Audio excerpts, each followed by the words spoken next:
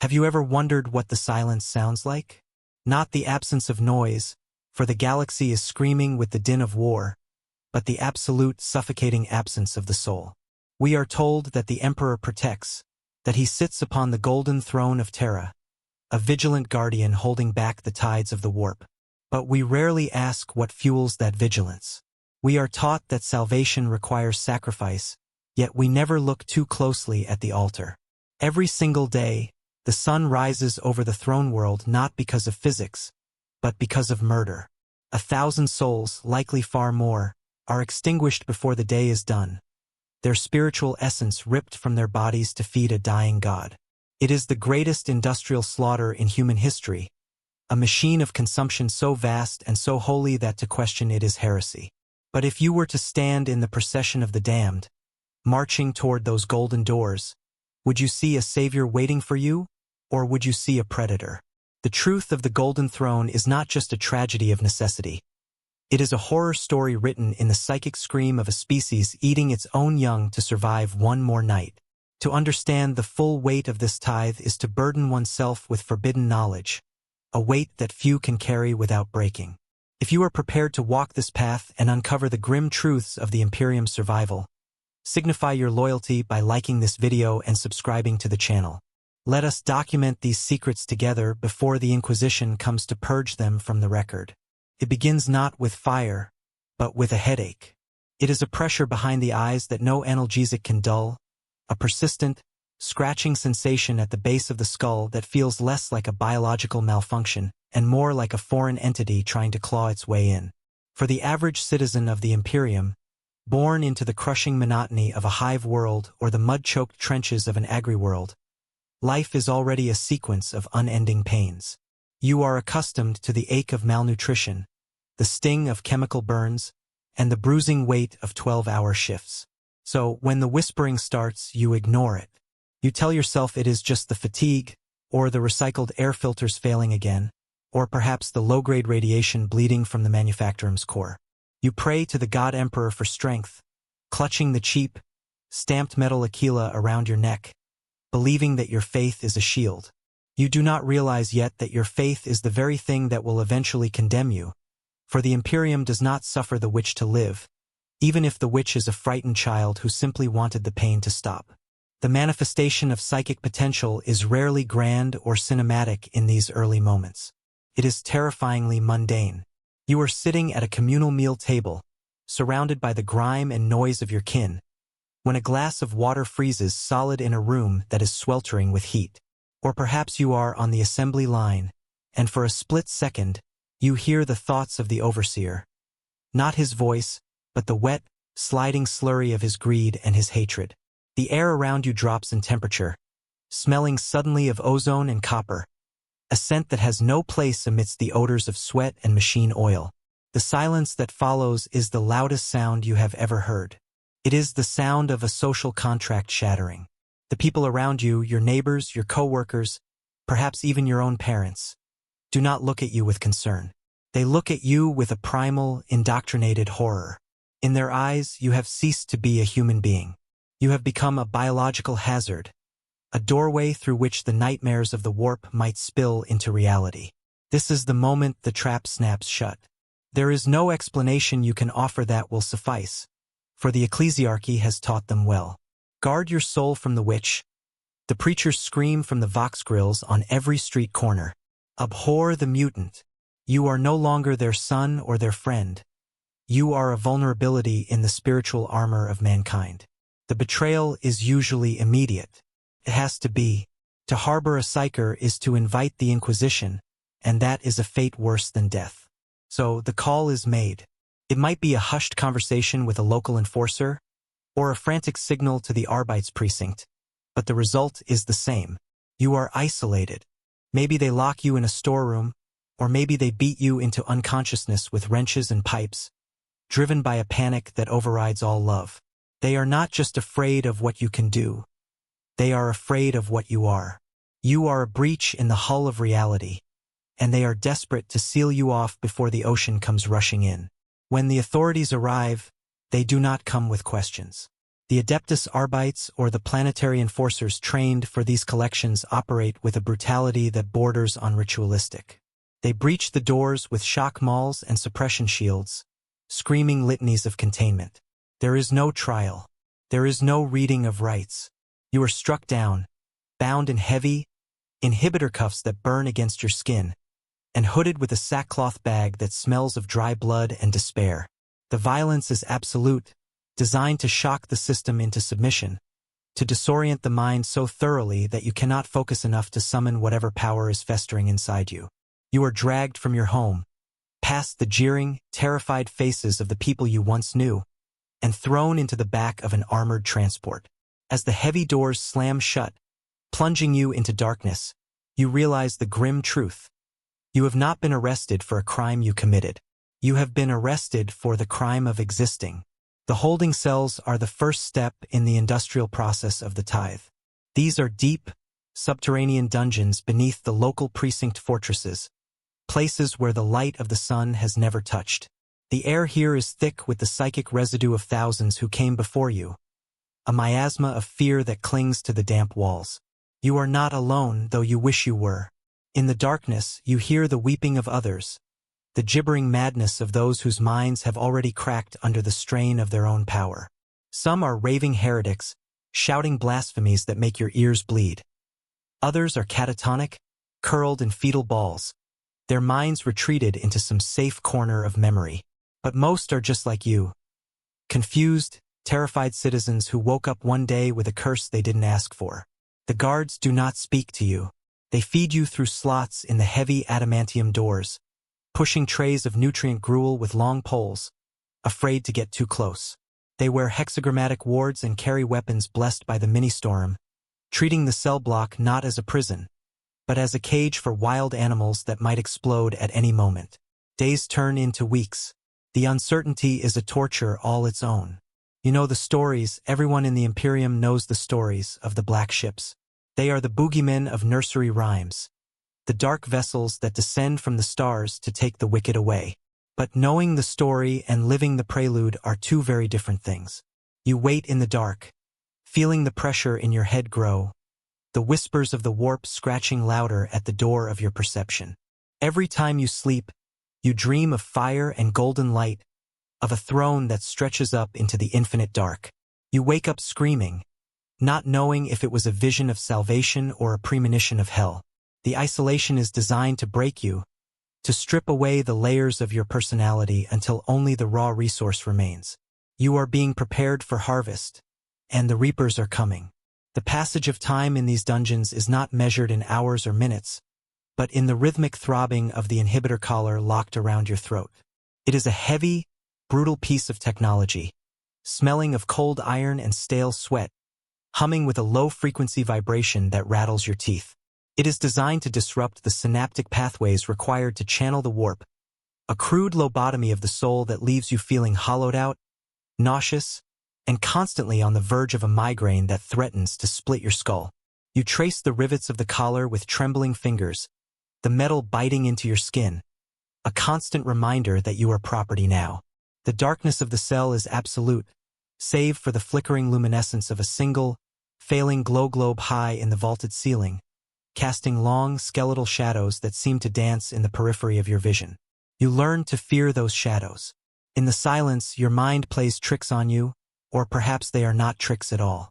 You hear scratching behind the walls, the wet slick of something moving through the rock, whispering promises of power if you would just push against the pain, just break the collar. You bite your lip until it bleeds to keep from answering. The air in the holding block is stagnant, a recycled soup of misery.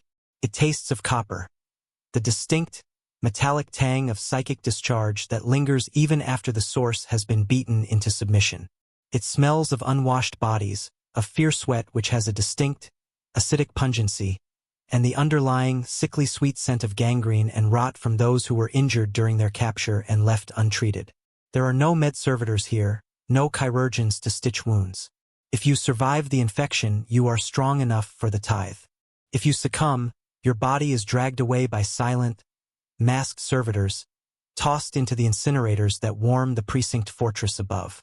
You listen to the heavy dragging of boots and the scrape of dead weight against the floor creator every few cycles, praying that the next time the heavy bolts of the door slide back, it is for food, not for body disposal. The isolation is punctuated only by the sounds of the other condemned. A woman 3 cells down recites the Lectitio Divinitatis without pause, her voice cracking and rasping, repeating the litanies of protection until her throat gives out, desperate to prove a loyalty that has already been deemed insufficient. Then the routine changes. It happens without warning. The usual rhythmic thud of the guard patrols ceases, replaced by a tense, hurried clatter of activity in the corridors above. The air pressure in the dungeon shifts, a subtle popping in your ears that speaks of heavy blast doors opening and closing in rapid succession. The vibration that runs through the floor is different now, deeper, heavier. It is not the rumble of planetary traffic or the distant thrum of the Hive City's generators. It is the tectonic growl of atmospheric thrusters, a sound so loud it vibrates in the marrow of your bones even this deep underground.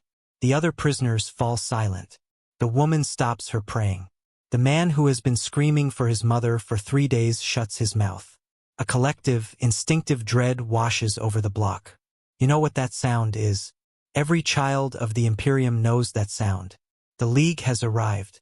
The doors to the cell block do not open with the usual rusted groan. They are thrown wide with a violence that echoes like a gunshot. The light that floods in is blinding, harsh white floodlights cutting through the gloom, wielded by figures in carapace armor far heavier than the local enforcers. These are the stormtroopers of the Inquisitorial Mandate, or perhaps the elite voidbreachers of the black ships themselves. They move with a fluid, lethal precision, their faces hidden behind rebreather masks that turn their breathing into a mechanical rasp. Move! The command is barked, amplified by voxcasters, stripping away any hesitation. Line formation. Eyes forward. Silence. There is no room for error. You scramble to your feet, your legs numb from weeks of inactivity, the chains at your ankles clanking a mournful dirge. You are herded out into the corridor, pressed shoulder to shoulder with the other wretched souls. You see them clearly for the first time, a tapestry of humanity's defects. There are children with eyes that look too old, weeping silently. Scarred laborers with twitching limbs, noble-born scions in tattered finery, stripped of their station, now equal in their damnation to the dregs of the underhive. As you are marched upward, ascending spiral ramps that seem to wind endlessly toward the surface, the atmosphere changes again. It becomes colder, sharper. But there is something else, a presence, or rather an anti-presence. It hits you like a physical blow to the stomach, a sudden, vertigo-inducing wave of nausea that makes your vision swim. It is the aura of the untouchable. Somewhere near, perhaps waiting on the landing pad, are the Sisters of Silence. Even without seeing them, your psychic sense, that new, raw nerve ending that got you into this hell, recoils in agony. It feels as if a void has opened up in the world, a black hole that is sucking the warmth and color out of reality. The person in front of you stumbles, vomiting bile onto the metal grating, overcome by the sheer wrongness of the sensation. A rifle but strikes them between the shoulder blades, forcing them back up. There is no stopping. The harvest does not wait for the weak. You emerge onto the landing platform, and the scale of your fate is finally revealed. The sky is choked with smog, but piercing through the pollution are the landing claws of a shuttle the size of a cathedral block. It is a dark, angular beast of a machine, its hull pitted with the scars of void travel and atmospheric entry. It bears the sigil of the Adeptus Astra Telepathica, the eye and the star, painted in a white that looks like bone against the black metal. The engines are still cycling, screaming with a high-pitched whine that tears at your eardrums, blowing hot, promethium-scented wind across the platform. The heat is intense, warring with the unnatural chill radiating from the loading ramp. And there, standing flanking the ramp, are the sources of your sickness. They are tall, clad in burnished gold armor, their faces hidden behind high, grilled collars and impassive faceplates. They hold broadswords and bolters with relaxed, easy strength. They do not speak. They do not project authority. They project nothingness. To look at them is to feel your soul trying to detach from your body in a desperate attempt to flee. These are the Null Maidens, the ultimate jailers of the witch, and they are the last thing you see of your home world. The loading process is efficient, dehumanizing, and terrifyingly fast. There are no names checked off a list here, you are simply headcount. Servitors with hydraulic claws grab those who hesitate, tossing them onto the ramp like sacks of grain. You are pushed forward by the crush of bodies behind you, stumbling up the corrugated metal of the ramp, into the gaping maw of the shuttle. The interior is dimly lit by red combat lumen, giving the hold the appearance of a bloody throat. Rows of restraints line the walls, and you are strapped in, the harnesses tightening automatically until you can barely breathe. The air inside is recycled, cold, and smells of ozone and old terror. As the ramp hisses shut, sealing you in with a final, booming thud, the reality settles in. The planet you were born on, the only gravity you have ever known, is about to be left behind. You are no longer a person. You are cargo. And as the thrusters fire, pressing you back into the restraint with crushing force, you realize that the headache was the easy part. The nightmare has truly begun. The ascent is a violent affair. The shuttle shudders as it fights the grip of the planet's gravity, the hull groaning under the atmospheric pressure. Inside the hold, the sound is deafening. A cacophony of roaring engines, rattling chains, and the terrified whimpers of the cargo. You are pressed back into the hard, unforgiving metal of the restraint seat, your internal organs feeling as though they are being rearranged by the G-force. Through the small, thick sliver of a viewport across the aisle, you catch a fleeting glimpse of the world falling away. The gray sprawl of the hive city, the brown choke of the wastelands, shrinking until they are nothing more than textures on a map. Then, the blue of the sky fades into the bruised purple of the upper atmosphere, and finally, into the cold, uncaring black of the void. The shaking stops, replaced by the weightless sensation of zero gravity, quickly countered by the artificial gravity plating kicking in with a lurch that turns your stomach. You are in orbit, but you are not safe. The shuttle docks with something massive. You feel the clank of magnetic clamps engaging, the reverberation of docking tubes extending and sealing. The airlock cycles with a hiss of decompressed air, and the smell changes instantly. If the prison cell smelled of stagnant misery, the air of the black ship smells of ancient, sanctified sterility mixed with the ozone tang of high-energy containment fields. It is a dry, dusty scent, like the inside of a tomb that has been wired with high-voltage cables. You are unstrapped and herded out again, this time into the belly of a leviathan. The black ship is a floating fortress, a cathedral of the void designed for a single, grim purpose. The corridors are vast, vaulted arches of dark metal, lined with statues of weeping saints and gargoyles that seem to watch you with accusatory stone eyes. The floor is grated steel, beneath which you can see the pulsating glow of power conduits and the scuttling forms of repair servitors. The processing on the ship is even more thorough than on the planet. You are stripped of your rags, blasted with decontamination foam that burns your skin and smells of harsh chemicals, and issued a simple, rough-spun tunic of gray sackcloth. Your head is shaved, not out of cruelty, though it feels like it, but to facilitate the attachment of neural dampening studs. The chirurgeon servitors that perform this task are nightmares of chrome and flesh, their multi-jointed limbs moving with a blurring speed. You feel the cold bite of the injector, the pinch of the skin stapler, and then a dull, throbbing pressure at your temples that dulls your thoughts, making everything feel as if it is happening to someone else. You are given a number, tattooed onto your forearm in barcode script.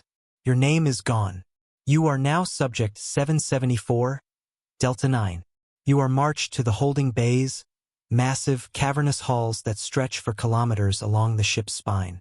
These are not individual cells, but vast pens, crowded with thousands of other psychers collected from a dozen other worlds along the ship's patrol route.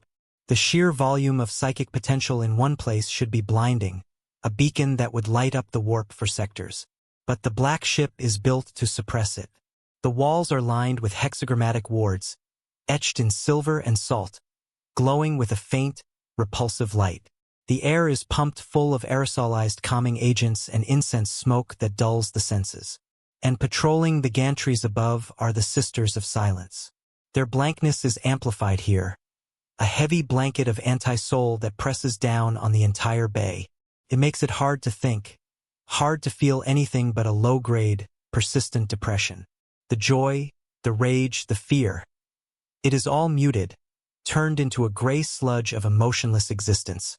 The voyage itself is an exercise in madness. Warp travel is dangerous for anyone, but for a psyker it is a descent into hell. When the Geller fields engage, creating a bubble of reality to protect the ship from the immaterium, you can feel the pressure of the warp pressing against the hull.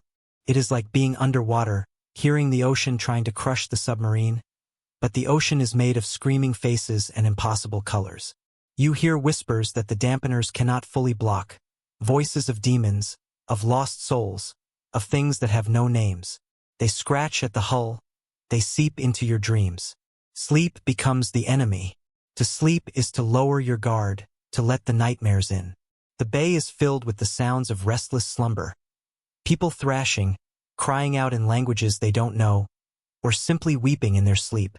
The sisters watch from above, their bolters ready. If a nightmare becomes too real, if a prisoner starts to levitate or speak with a voice that is not their own, the response is immediate. A single bolt round ends the threat. The body is removed. The silence returns. Days bleed into weeks, weeks into months. The warp distorts time. You cannot tell how long you have been in the dark. The routine is monotonous. Nutrient paste, meditation drills enforced by the whip-wielding overseers to control your mind, and long periods of sitting in the dark, staring at the back of the head of the prisoner in front of you. Friendships are impossible. To connect with another is to risk sharing their madness. You learn to build walls inside your own mind, mental fortifications to keep the whispers out and your own sanity in. You recite the Imperial Creed until the words lose all meaning, becoming just a rhythmic noise to drown out the scratching from the other side of the Geller field. You wonder if the Emperor knows you are coming. You wonder if he cares. The priests on your homeworld said he protects.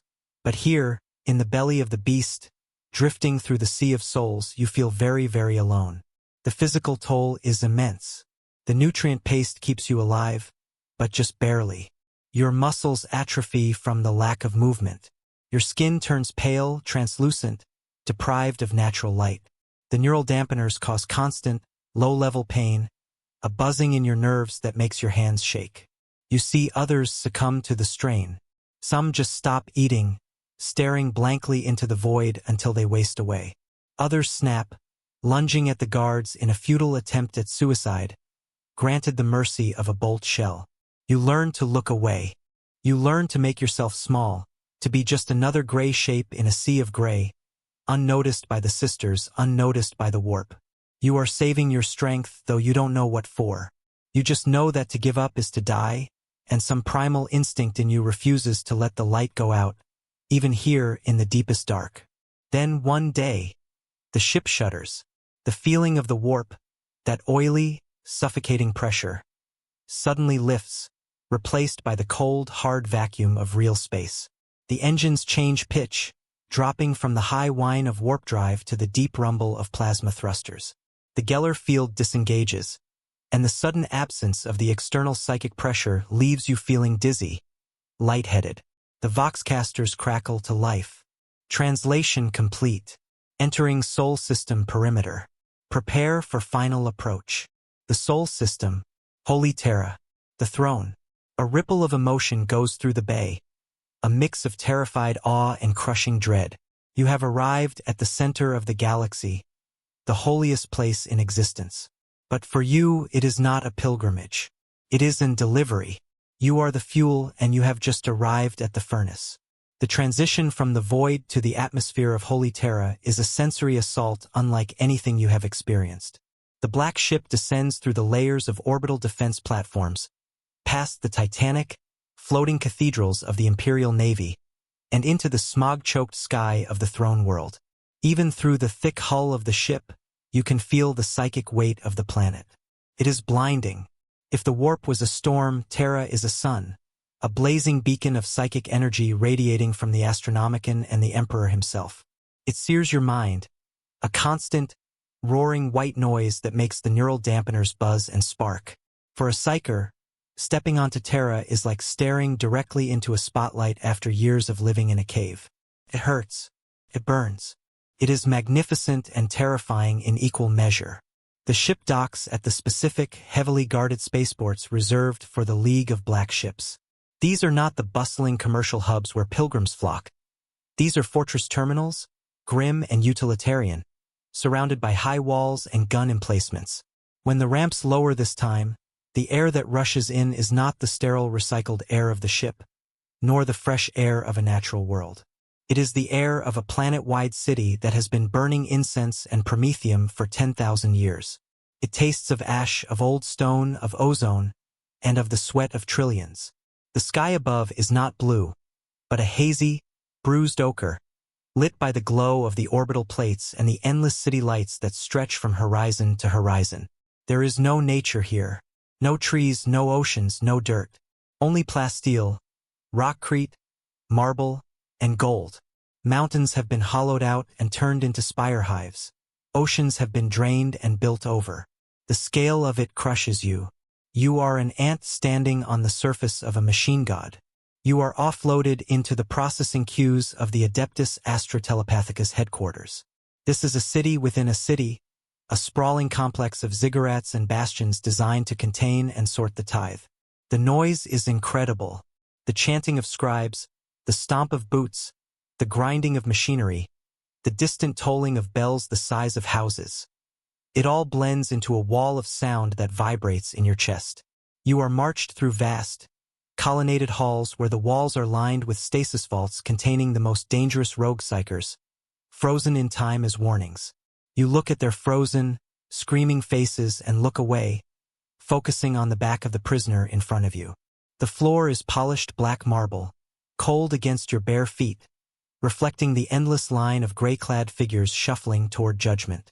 The sorting process, the Scholastia Psychana assessment, is the pivot point of your existence. It is here that your fate is decided. You are brought into a large, circular chamber, the examination hall. In the center sits a tribunal of senior-sanctioned psychers and inquisitorial representatives. They sit on raised daises, looking down at you with eyes that glow with unnatural light. They do not use machines to test you. They use their minds. You stand in the center of the circle, shivering, as they invade your thoughts. It is a violation deeper than any physical touch. They sift through your memories, your fears, your potential. They test the strength of your will, the stability of your mind. They are looking for the cracks. They are looking for the taint. For a rare few, perhaps 1 in 1,000, there is a different path. If your will is iron, if your power is stable, if your faith is absolute, you might be chosen for sanctioning. You might be taken away to the Scholastia Psychana to be trained, to be broken and remade into a weapon of the Imperium, a astropath, a battle psycher, a sanctioned witch. It is a life of servitude and pain, but it is a life. You see a young girl, no older than 10, being led away to the left, towards the golden doors of the Scholastia. She is weeping, but she is alive. But for the vast majority, for you and the thousands shuffling behind you, the verdict is different. You are deemed too weak to control your power, or perhaps too strong to be safely leashed. You are unstable. You are a risk. Or, most chillingly of all, you are simply suitable grade. You are not chosen for training. You are chosen for the hollow mountain. You are chosen for the throne. The judge speaks a single word, a code that marks your file on the data slate. Telepathica, or perhaps Astronomicon, or the rarest, darkest mark, Throne. You are steered to the right, down a darker corridor, away from the light of potential service and towards the dark of ultimate sacrifice. The realization hits you slowly. You are not going to be a soldier. You are not going to be a messenger. You are going to be a battery. The despair that washes over the group is palpable. Some collapse, their legs giving out. Others begin to pray louder, bargaining with the Emperor, promising to be good, promising to be strong. But the guards, the custodian guard now, giants in gold who watch the inner sanctums, are moved by neither tears nor prayers. They are statues of duty, their guardian spears held ready. They have seen this procession every day for centuries. To them, you are not a tragedy. You are a necessity. You are the coal that keeps the furnace burning. You are led deeper into the complex, descending into the bowels of the earth. The architecture changes from the grand marble of the surface to the utilitarian, ancient mechanics of the dark age of technology. The corridors are lined with thick cables, pulsing with energy, throbbing like veins. The air gets hotter, drier. You can hear a sound now, a low, resonant hum that seems to come from everywhere and nowhere. It is the song of the Astronomicon, the psychic beacon that guides the ships of the Imperium. To a normal human, it is just a sound. To a psyker, it is a choir of screams. It is the sound of 10,000 souls burning in unison, a chorus of agony that shreds your mental defenses. You cover your ears, but the sound is in your mind. It is beautiful and horrific, a golden fire that promises to consume you. You are brought to the holding cells of the hollow mountain. These are not cages. They are preparation chambers. You are bathed again, anointed with sacred oils that smell of myrrh and formaldehyde. You are dressed in white robes, embroidered with sigils of binding. You are fed a rich, nutrient-dense meal, the first real food you have had in months. Tastes like ash in your mouth. You know why they are feeding you. They want you strong. They want your soul to burn bright and long. You are being fattened for the slaughter. The priests of the Astronomicon move among you, their eyes burnt out, their skin parchment thin. They speak in riddles, telling you of the honor that awaits you. You will be one with him, they whisper. You will be the light in the darkness.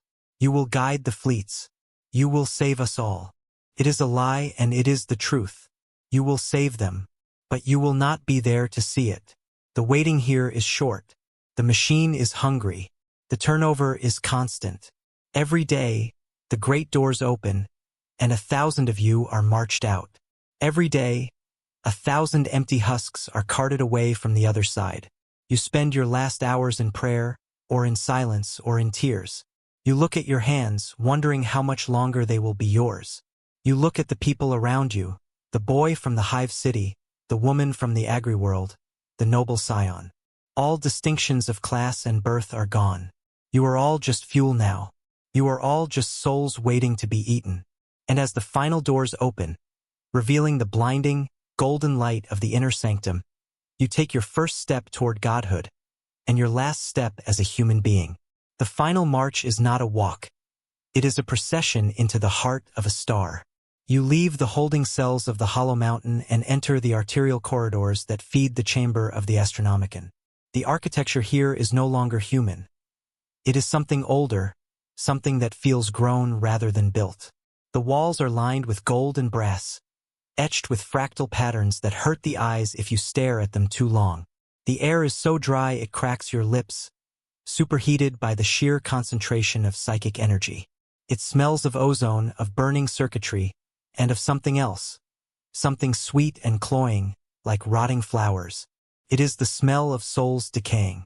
You are not alone in this march. You are part of a column of the condemned, a river of white robes flowing towards the precipice. But unlike the previous stages of your journey, there are no guards here to beat you. The custodians stand watch at the intersections, motionless as statues, their presence a silent reminder that there is no escape, but they do not hurt you. You are drawn forward by a compulsion, a magnetic pull that tugs at the very core of your being. The Astronomicon is calling to you. It is a siren song woven from the psychic screams of those who are already burning. It whispers of unity, of an end to the pain, of a glorious purpose. It is a lie, but in the face of the overwhelming terror, your mind latches onto it like a drowning man clutching a stone. As you draw closer to the central chamber, the physical reality of the place begins to degrade. The shadows on the walls move independently of the light sources. The air shimmers with heat haze that forms fleeting faces. Faces of the past, faces of the future, faces of things that should not exist. The barrier between the materium and the immaterium is thin here, worn down by 10,000 years of psychic channeling. You can hear the warp scratching at the walls, desperate to get in, held back only by the blinding light of the Emperor's will and the sacrifice of the choir. You realize with a jolt of horror that you are walking into the front line of a war that has never ended. The entrance to the chamber of the Astronomicon is a set of blast doors so massive they could allow a Titan to pass. They are open, revealing a cavernous sphere that seems to stretch into infinity. The ceiling is lost in a golden mist. The floor is a lattice of walkways suspended over a bottomless pit of machinery. And in the center, rising like a mountain of gold and glass, is the choir. It is a tiered structure, a stadium of death, with thousands of sarcophagi arranged in concentric rings. Each sarcophagus is a pod of crystal and bronze, connected by thick cables to the central spire that disappears into the roof. And inside each pod is a person, or at least what used to be a person. You are led to your assigned pod. It is open, waiting for you like a coffin. The tech priests of the Adeptus Mechanicus swarm around the empty sarcophagi, their mechadendrites twitching, anointing the connections with sacred unguents. They do not look at you. To them, you are a component, a replacement part for a machine that cannot be allowed to stop. You are guided into the pod. The interior is lined with needles and neural jacks. As you sit, the restraints engage. Adamantium bands that lock your wrists, ankles, and neck. You cannot move. You cannot struggle. Then, the connection begins. The tech priests insert the neural jacks into the sockets at the base of your skull, the same sockets that were installed on the Black Ship. But this time, there is no dampener. This time, the connection is live. The pain is instantaneous and blinding. It feels as if a spike of white-hot iron has been driven into your brain. Your body arches against the restraints, every muscle seizing in a tetanic spasm. You try to scream, but the air is sucked from your lungs as the pod seals shut. You are encased in crystal, suspended in a fluid that conducts psychic energy. The machine comes online.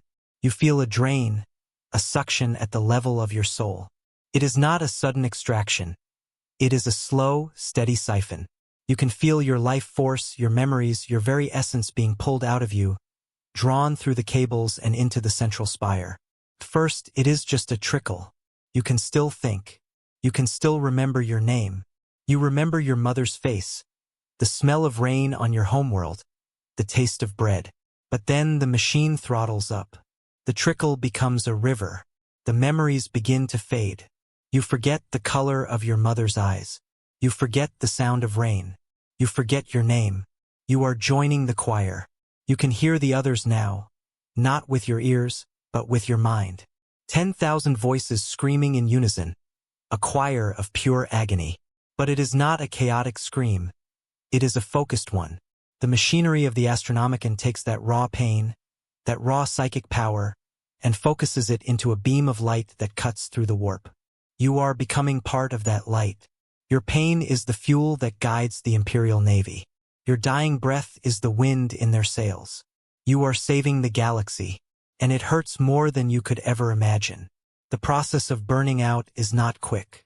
It can take weeks, sometimes months, for a strong psyker to be fully consumed. You hang in the suspension fluid, your body withering away. The flesh melts from your bones, consumed by the psychic fire coursing through you. Your eyes boil in their sockets. Your skin turns to ash and sloughs off. But the machine keeps you alive. It pumps stimulants and nutrients into your veins, forcing your heart to keep beating, forcing your brain to keep firing, wringing every last drop of psychic potential from your withered husk. You are trapped in a dying body that is not allowed to die. You lose all sense of self. You are no longer an individual. You are just a note in the song.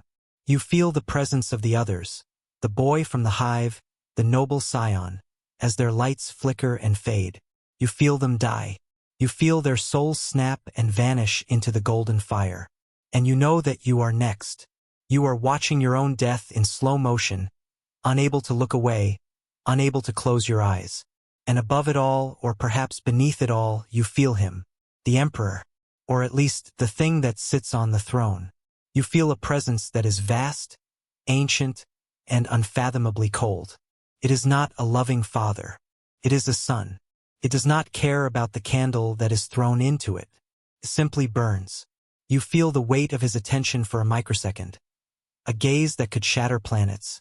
And in that moment, you understand the true horror of the Imperium. It is not built on hate. It is not built on war.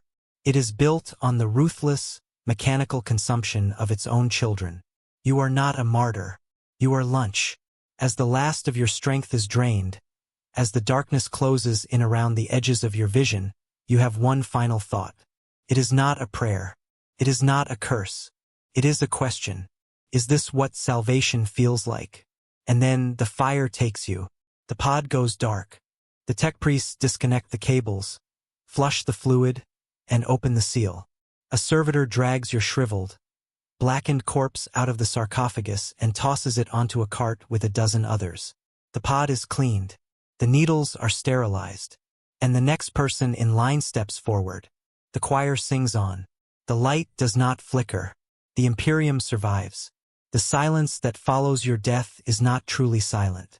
In the material realm, your body is a husk, a charred remnant of organic matter that is swiftly and efficiently disposed of. The servitors that clear the pods operate with the mindless precision of insects. They do not mourn. They do not pause.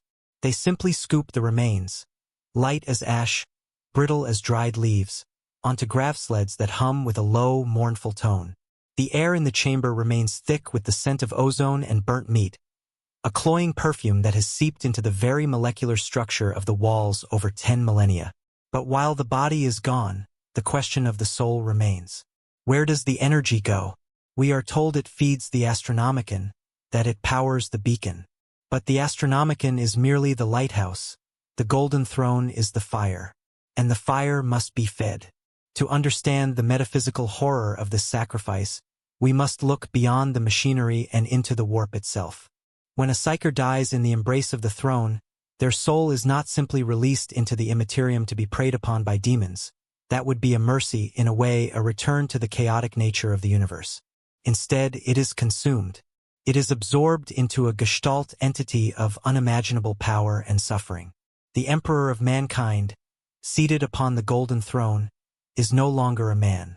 He is a warp entity anchored to a rotting corpse by arcane technology and sheer force of will. He is a lighthouse keeper who has become the fire itself. When your soul is ripped from your body, it is drawn into him. You become a drop of water falling into an ocean of agony. Imagine, if you can, a consciousness that has been screaming for 10,000 years. A mind that is fractured into a billion shards, each one tasked with a different impossible burden. Holding the webway gate shut against the endless tides of demons, guiding the ships of the Imperium through the warp, battling the chaos gods in the great game, and listening to the trillions of prayers directed at him every second. This is the entity you join. You do not go to a heaven of golden fields and peace. You are subsumed into the divine avatar of suffering. Your individuality is shredded, your memories ground to dust, but your essence, the raw spark of life that made you, is used to patch the fraying edges of the Emperor's soul.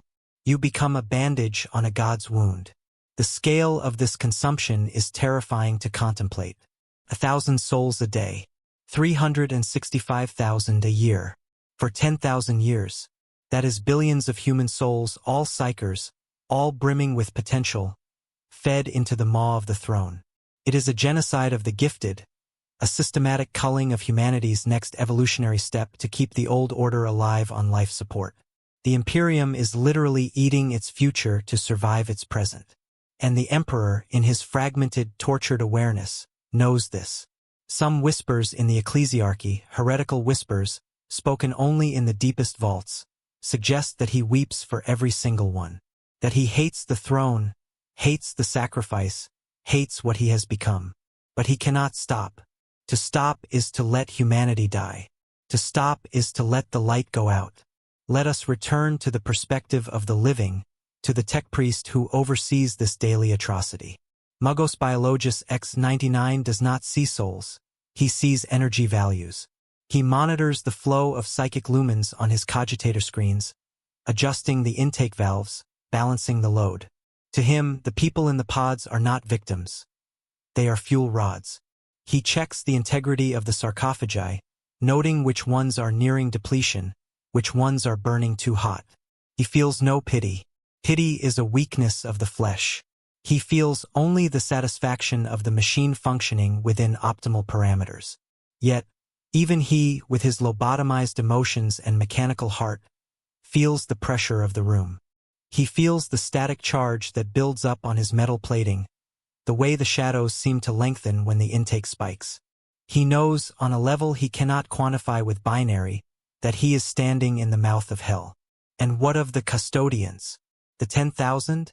They stand guard over this slaughter with golden masks that betray no emotion. They are the Emperor's companions, his guardians. They know better than anyone what sits on the throne. They have seen the Emperor's body wither over the millennia.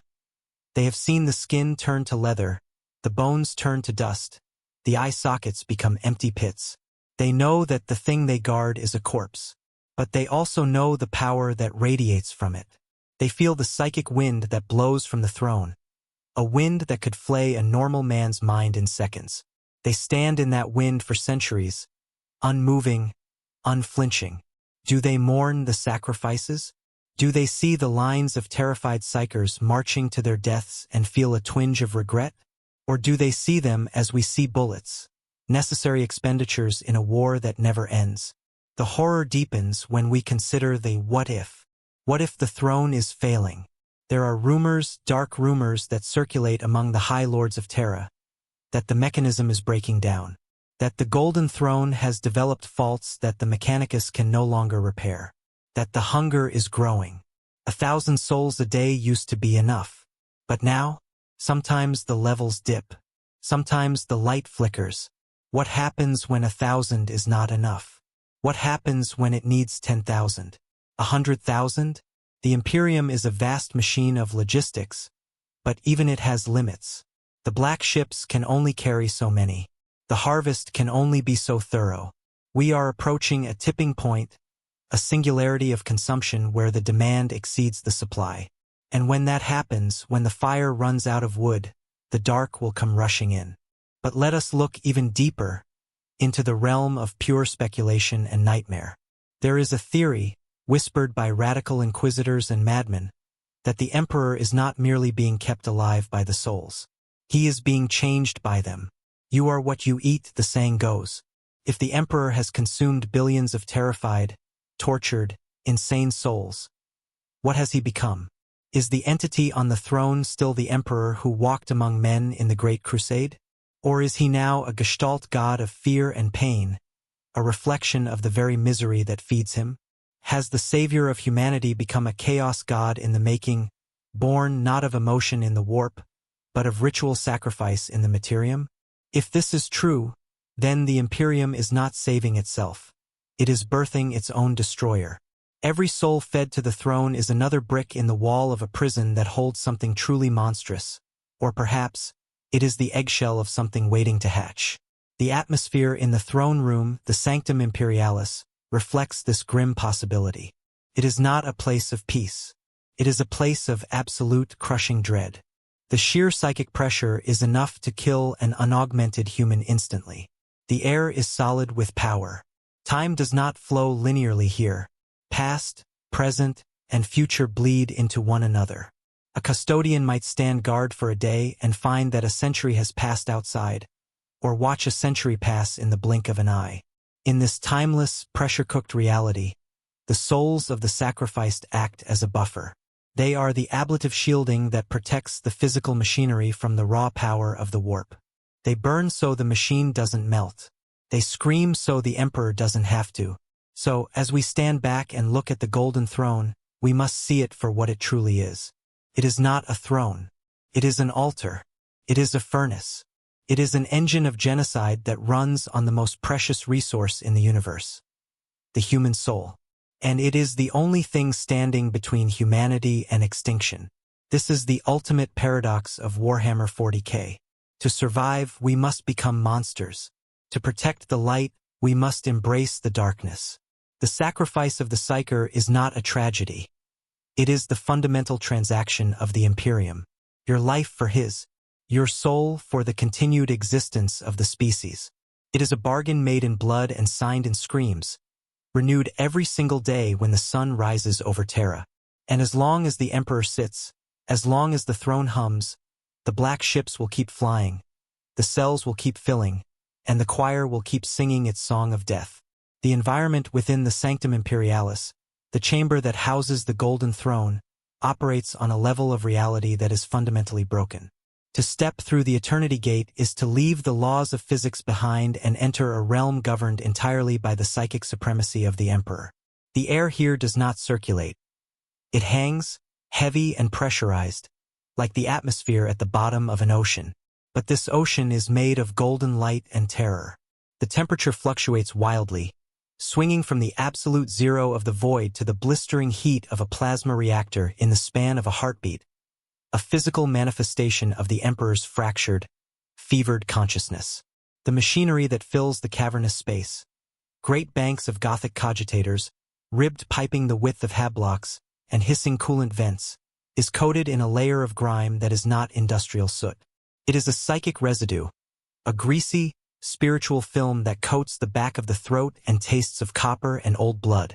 This is the sweat of the machine, the physical byproduct of a device straining against the impossible for 10 millennia. Stand now in the Sabaton Prince of a Heteron Guard, one of the companions, the elite custodians sworn to stand vigil at the foot of the throne. These transhuman warriors are statues of Oromite and duty, standing motionless for shifts that can last years, thanks to the time-dilating effects of the sanctum. Through the lenses of his helm, the companion does not see a room. He sees a storm. The psychic wind here is a hurricane force that batters against his soul-shielded armor. He hears the constant, rhythmic thudding of the machinery, a sound like the heartbeat of a dying leviathan. But beneath that, he hears the Emperor. It is not a voice speaking words. It is a roar of static, a billion commands issued simultaneously, a scream of concentration that never wavers. The companion watches the shriveled, skeletal figure on the throne, the carrion lord, and sees the skin that looks like parchment stretched over razor wire. He sees the missing eye, the lipless mouth frozen in a rictus of eternal exertion. He knows that the being he guards is in a state of agony that would vaporize a mortal mind in a nanosecond. And he knows that the ash settling on his pauldrons is the cremated remains of the souls fed to the fire. The dust in the Sanctum Imperialis is perhaps the most horrifying detail of all. In a sealed room, where does the dust come from? It is the particulate matter of the sacrifices. When the pods in the Astronomicon chamber burn out, when the bodies are incinerated, the psychic backlash and the physical ventilation systems of the palace carry the finest particles here, to the center. The floor of the throne room is carpeted in the gray snow of the dead. The custodians do not sweep it away. It is holy. It is the physical substance of the Imperium's salvation. To walk towards the throne is to wade through the remains of the billions who have given everything. The silence here is heavy with their presence. If you listen closely, past the roar of the psychic wind and the grind of the gears, you can hear the faint, crystalline tinkling of the dust shifting, the last, collective whisper of the tithe. But the horror is not static. It is progressive. The Golden Throne is failing. This is the secret that the Fabricator General of Mars keeps locked in his deepest logic cores. The secret that keeps the High Lords of Terra awake in their spires. The mechanism is old. Predates the Imperium. It is a hybrid of Dark Age technology and Xeno's Archaeotech, a device the Emperor barely understood and that no living human can replicate. For 10,000 years, the tech priests of the Adeptus Mechanicus have been patching it, bypassing blown circuits, replacing fused couplings, and chanting litanies to the machine spirit to keep it running. But they are running out of patches. The glitch is becoming a failure. Components are breaking down faster than they can be replaced. The hunger of the throne is increasing because the efficiency of the conversion is decreasing. It takes more souls to generate the same amount of power. The fire is consuming the wood faster, and the cold is creeping in. Consider the layout of the machinery itself. It is not just the chair. The throne is merely the interface. The mechanism extends for kilometers beneath the palace, a subterranean labyrinth of reactors and soul siphons. Deep in these maintenance tunnels, where the radiation is lethal and the psychic pressure causes hallucinations, the lower castes of the Mechanicus toil and die in droves. They are the thralls of the machine, men and women fused to the walls, their brains hardwired into the diagnostic systems because the ancient cogitators have failed. They act as living fuses. When a power surge threatens to overload a critical conduit, it is routed through them. They burn out in a flash of lightning, their nervous systems vaporized to save a single relay. Their bodies are cut out, and new thralls are stapled in. This is the hidden cost of the throne. Not just the psyker tithe, but the endless consumption of the maintenance crews, a biological mortar holding the crumbling bricks of the engine together. There is a palpable sense of desperation in the air of the sanctum. The custodians feel it. The tech priests feel it. The Emperor, in his omniscience, surely feels it. It is the feeling of a clock ticking down to midnight. The Astronomican's light is said to be dimming. The flicker is imperceptible to the naked eye, but the navigators in the deep void feel it. The beacon is wavering. The shadows in the warp are getting bolder, swimming closer to the light, circling the dying fire. The sacrifice of the souls is an attempt to buy time, but time is the one commodity the Imperium cannot manufacture. Every soul fed to the Emperor is a desperate bid to hold back the inevitable entropy. We are throwing lives into a black hole, hoping to fill it up before it swallows us whole. And what of the terminus decree? There is a rumor of a simple, unadorned box made of black stone, resting in a vault accessible only to the Captain General of the Custodes. It bears the seal of the Emperor himself. It is the final instruction, to be opened only when the Golden Throne fails completely, when the light goes out and the demons are banging on the Eternity Gate. No one knows what is inside. Is it a weapon, a self-destruct sequence for Terra? Or is it the final truth about the sacrifices? Some speculate that it contains the command to kill the Emperor, to sever the connection, to let the man die so that the god can be born, or to simply end the agony and let humanity face its end with dignity. The existence of the decree implies that the Emperor knew this day would come. He knew that the sacrifices would eventually stop working. He knew that the mountain of corpses would one day be high enough to touch the sky, and it still wouldn't be enough. The atmosphere around the throne is thick with these unasked questions. The psychic lightning that arcs between the golden spires of the machinery smells of ozone and disappointment. The tragedy of the psyker is not just that they die. It is that they die for a machine that is broken. They are batteries shoved into a device that is short-circuiting. Their energy is bleeding out into the warp, wasted, dissipated. How much of the soul is actually used, and how much is lost to the inefficiencies of a 10,000-year-old engine? Are we killing thousands to get the power of hundreds? The inefficiency is the true horror. It is an industrial slaughterhouse run by superstitious mechanics who have lost the manual.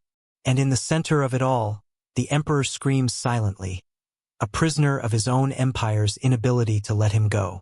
As we draw back from the microscopic details of the dust and the machinery, the camera of our mind's eye pulls away from the Golden Throne, retreating through the Eternity Gate, back through the kilometers of the Imperial Palace, and up into the orbit of Holy Terra. From here, the planet looks peaceful. It is a jewel of civilization, glowing with the light of 1 trillion souls. But we know the truth now. We know that the glow is not just electric. It is the bioluminescence of a dying organism. We know that the heart of the Imperium is a furnace that burns human beings to keep the lights on. The dark reality of sacrificing souls to the Emperor is not a secret shame of the Imperium. It is its foundational cornerstone.